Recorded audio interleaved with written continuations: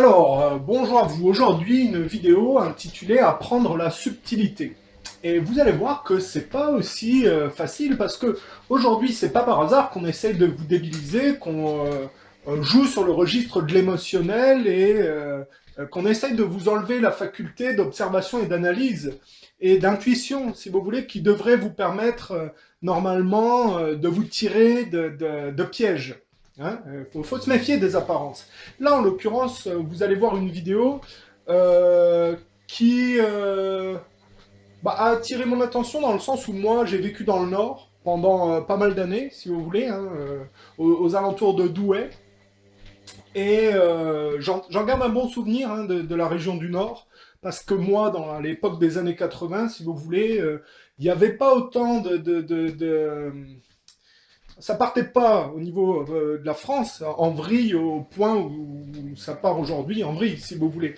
Et les jeunes à cette époque-là étaient très gentils, très accueillants. Alors évidemment, le Nord c'est pauvre, c'est un peu austère. Hein.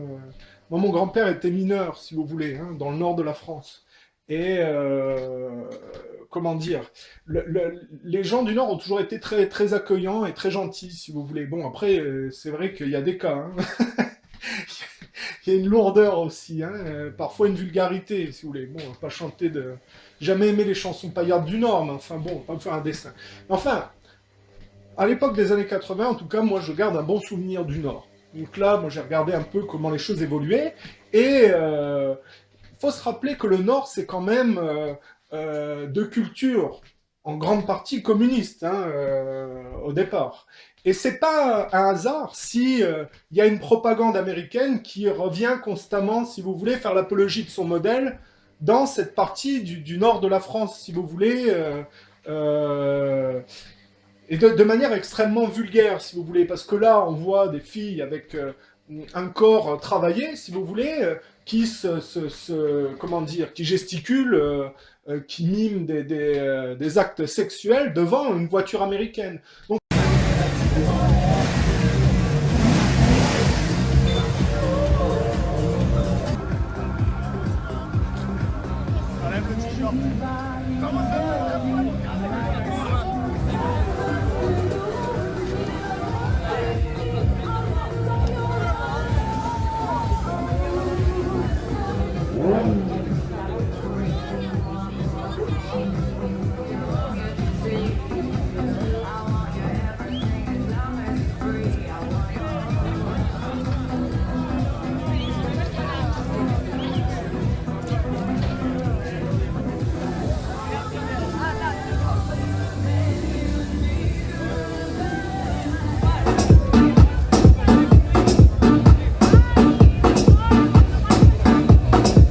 c'est faire l'apologie de l'American Way of Life et du néolibéralisme actuel, si vous voulez, dans un bastion communiste. C'est pas pensé par hasard, si vous voulez. Hein. Il y a, moi, quand je vous ai parlé du film Il faut sauver le soldat Ryan, j'ai toujours dit que le film était fait à une époque, si vous voulez, qu'il utilisait un registre historique pour parler d'une réalité subtile et d'une confrontation subtile contemporaine au moment où le film se tourne. Quand je parle du film Il faut sauver le soldat Ryan, il y a deux discours. Il y a un conflit subtil entre l'American Way of Life qui continue de pousser après l'invasion par la Normandie, si vous voulez. Il y a une prolongation, on pousse, hein, puisqu'on rappelle que dans l'histoire, on passe de Gaulle à mai 68 qui pousse vers le marché transatlantique. Donc il y a toujours, si vous voulez, une poussée américaine subtile de propagande de son modèle. Au-delà des apparences, avec des filles qui ont un joli corps, si vous voulez, et qui le mettent au service, si vous voulez, de la prostitution au système productiviste américain, hein, par la vulgarité, si vous voulez, du mime sexuel, couplé une bagnole, quoi. Hein. C'est quand même ridicule. Mais enfin, on voit bien, si vous voulez, que quand on réagit sur le domaine de l'émotionnel, le corps des femmes peut susciter, ça dépend des personnes, si vous voulez, mais enfin, le corps des femmes en général suscite chez l'homme la femme a toujours agi comme un, comment dire, une complémentarité qui permettait à l'homme de s'élever, si vous voulez. C'est comme des puissances complémentaires qui s'additionnent pour donner un impact plus puissant. Enfin là, le prostitutionnalisme américain, on va pas faire un dessin sur la ruée vers l'or, et puis les prostituées, et les tueurs à gages, les mercenaires, et puis la conquête de l'Ouest, si vous voulez.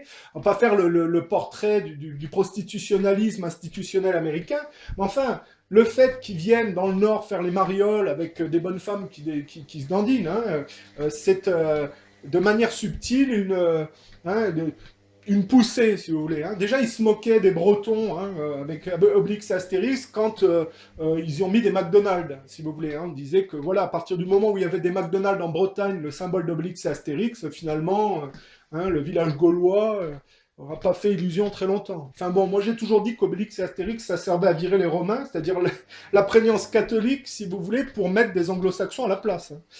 C'est un peu ça quand même. Hein. Et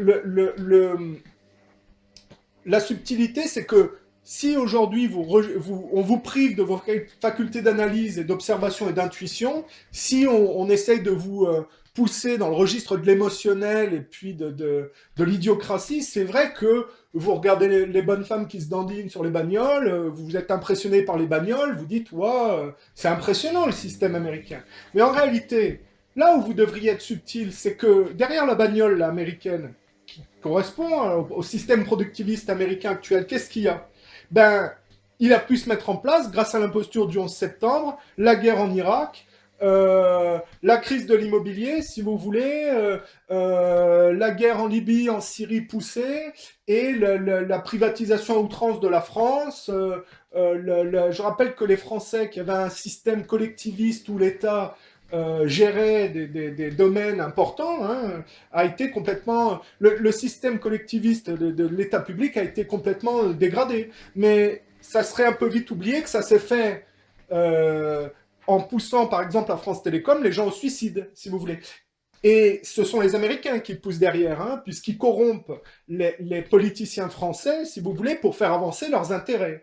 Et la propagande, là, sur la voiture américaine, symbole du néolibéralisme américain, qu'on voit dans Transformers, hein, c'est la même bagnole, si vous voulez. Hein. Je mettrai la marque, si vous voulez. Eh bien, ce qu'il faut comprendre, c'est qu'au-delà de l'émotionnel et de l'aspect esthétique, derrière, il y a toutes les impostures sionistes de soumission dans le pire, si vous voulez. Et c'est vrai que quand vous voyez dans le symbole que le nord de la France représente, avec des bastions communistes, si vous voulez, quand vous voyez ce qu'est en train de devenir le nord, où, je sais pas, moi, ils dansent de la country. Ils s'appellent Jean-Pierre, Isabelle ou Anita, et chaque semaine, ils s'amusent et se font plaisir entre adultes. Leur passion, la danse country, leur club, le Country Dancing Fellows de Croix. On oublie tout, on est concentré sur sa chorégraphie et il y a une très très bonne ambiance. Ça fait du sport, ça fait un état d'esprit, c'est génial, c'est convivial, c'est familial, c'est extraordinaire. C'est une grande maison, une grande famille. La country, c'est une très grande famille. Une famille qui compte 250 clubs pour le seul département du Nord. Il y a vraiment une poussée de la mode américaine dans le Nord, si vous voulez, et les nordistes sont de plus en plus des autistes et des gens qui ne voient rien, quoi. Et c'est triste si le Nord est en train de devenir comme ça, quoi. Et je veux dire, il faut dépasser le registre de l'émotionnel pour observer une réalité sous-jacente, si vous voulez. Vous ne pouvez pas séparer cette apologie du modèle productiviste américain avec la réalité que ça sous-tend, si vous voulez. Et je dis, il faut être plus malin, il faut apprendre la subtilité. Il faut s'intéresser quand même à l'histoire et à bien comprendre les choses.